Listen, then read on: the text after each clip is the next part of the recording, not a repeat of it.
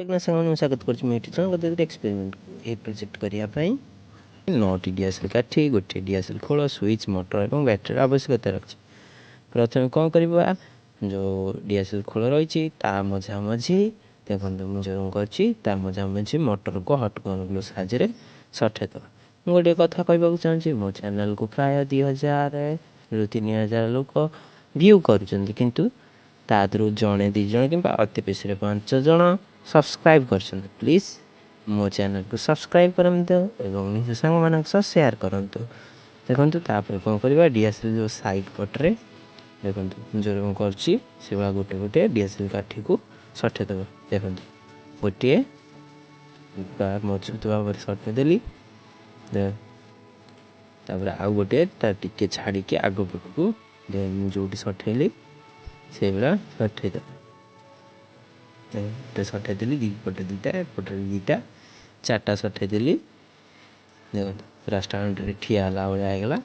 ତାପରେ ଆଉ ଗୋଟେ କ'ଣ କରିବା, ଏଇ ଯେଉଁ 2ଟାରେ ସଠା ହେଇଛି ତା ତଳ ପଟରେ ସଠେଇବା।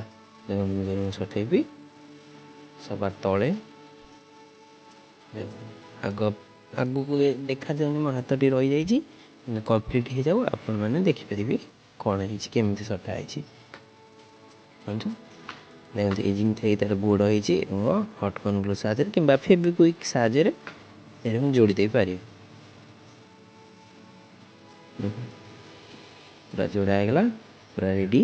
ଏଠି ଫ୍ରେମ୍ଟା ରେଡ଼ି। ଟିକେ ଶୁଖିବାକୁ ସମୟ ନେଉଛି, ସାଙ୍ଗେ ସାଙ୍ଗେ ଶୁଖିଯିବ। ଯଦି ଆପଣମାନଙ୍କୁ ମୋ ଭିଡ଼ିଓ ପସନ୍ଦ ଆସେ ତେବେ ନିହାତି ଲାଇକ୍ କରିବେ ଏବଂ କମେଣ୍ଟରେ ଜଣାଇବେ ପ୍ରୋଜେକ୍ଟଟା କେମିତି ଲାଗିଲା। ଏଇଟା ତା'ର ଯେଉଁ ଟେଲ୍ ଯେଉଁଟା ନାଙ୍ଗୁଡ଼ କୁହାଯାଏ, ହେଲିକପ୍ଟରର ତା ନାଙ୍ଗୁଡ଼ଟା କରାଯାଏ। ଦେଖନ୍ତୁ ଡିଆସିଏଲ୍ ଖୋଳ ଭିତର ଯେଉଁ ଖୋଳଟା ଥାଏ ତା ଉପର ସାଇଡ଼୍ରେ ସଠେଇ ଦେଲି। ଦେଖନ୍ତୁ ତା ନାଙ୍ଗୁଡ଼ ଯେଉଁ ସଟାଇ ସେଭଳିଆ ସଠେଇ ଦେଲି। ତାପରେ ଦେଖନ୍ତୁ ମୁଁ ବ୍ୟାଟେରୀର ଗୋଟେ ଫଟୋ ଦେଖନ୍ତୁ ଯୋଡ଼ି ଦେଲି ସୁଇଚ୍ ସହିତ ଏବଂ ମଟରର ବି ଗୋଟେ ପଟ ସୁଇଚ୍ ସହିତ ଯୋଡ଼ି ଦେବି। ଦେଖନ୍ତୁ ଭଲସେ ଯୋଡ଼ି ଦେଲି, ରେଡ଼ି ହେଇଗଲା। ଦେଖନ୍ତୁ ହେଲିକପ୍ଟର ପୁରା ରେଡ଼ି, ଉଡ଼ୁଛି, ଭଲସେ ଉଡ଼ୁଛି। ଦେଖନ୍ତୁ ପୁରା ଘିରି ହେଇକି ଘୁରୁଛି, ବହୁତ ଜୋରରେ ଘୁରୁଛି। ଦେଖନ୍ତୁ ହେଲିକପ୍ଟର ପୁରା ରେଡ଼ି। ତାର ଛିଣ୍ଡେଇ ପକେଇଲେ ଏତେ ଜୋରରେ ଘୁରୁଛି। ଦେଖନ୍ତୁ ପୁରା ଏଇଠି ଏକ୍ସପେରିମେଣ୍ଟଟା ସକ୍ସେସଫୁଲ୍ ହେଇଛି। ଦେଖନ୍ତୁ ମୁଁ ପୁଣି ଦେଖାହେବି ଆର ଭିଡ଼ିଓରେ। ରହିଲି।